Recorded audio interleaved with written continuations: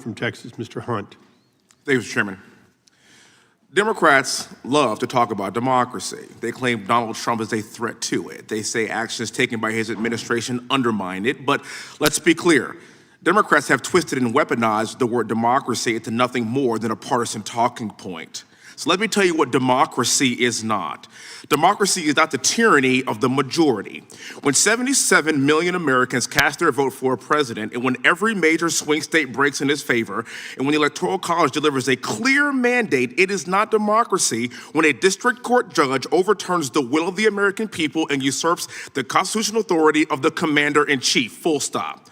President Trump, along with Tom Homan, CBP, and ICE, are doing an outstanding job securing our homeland. And in just a few months, we have seen historic progress on border enforcement, gotaways are down, arrests are up, and deportations are finally happening. But now we are beginning to see that progress stall. And why? Because of the tyranny of the minority and activist judges targeting immigration executive orders. It is not the role, nor is it the authority of a single judge to undermine the commander-in-chief's constitutional responsibility to repeal an invasion. And make no mistake about it, this is an invasion. 20 million people entering our country illegally for the past 4 years is in fact the quintessential definition of an invasion.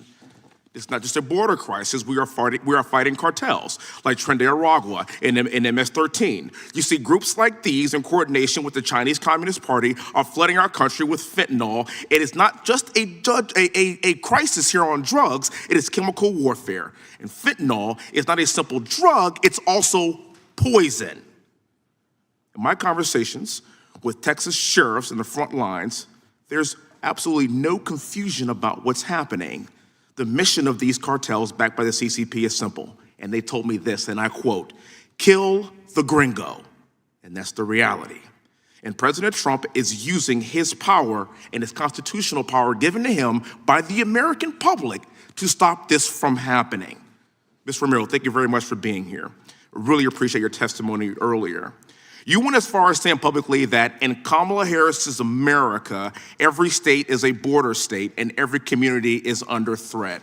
You also said that after Tren de Aragua invaded your apartment complex, you reached out to local media and several NGOs in your community begging for help, and you were turned away because there were no government programs that grant citizens protected status. I have a question for you, ma'am.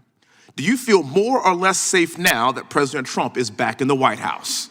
More. And why do you say that? Because he's getting rid of the criminals that were harassing all of us.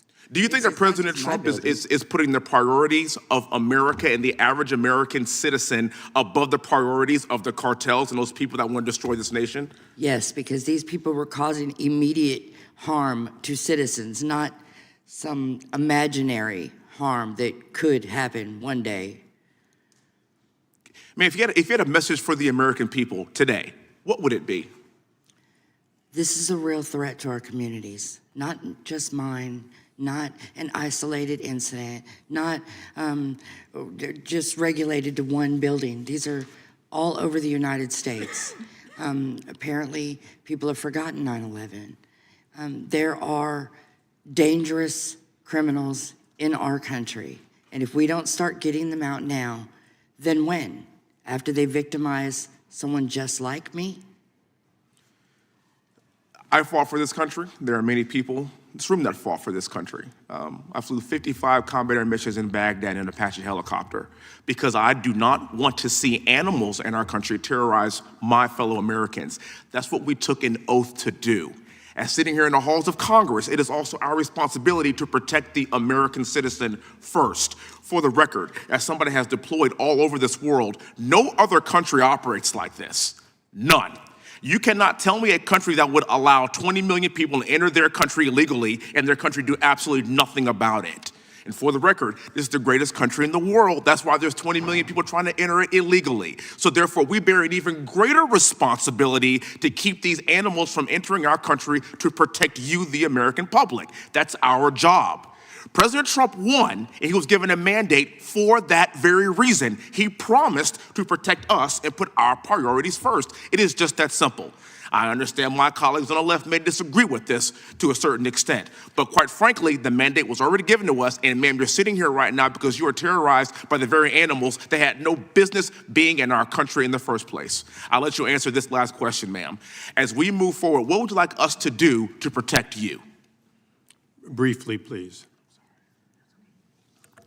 Stop wasting tax dollars trying to interrupt him and stop him from what he's doing. Do something to protect the people who elected you and put you in your spots. To look down and decide what happens to the rest of us. Thank you, ma'am. I get back to the remainder of my time. Gentlelady from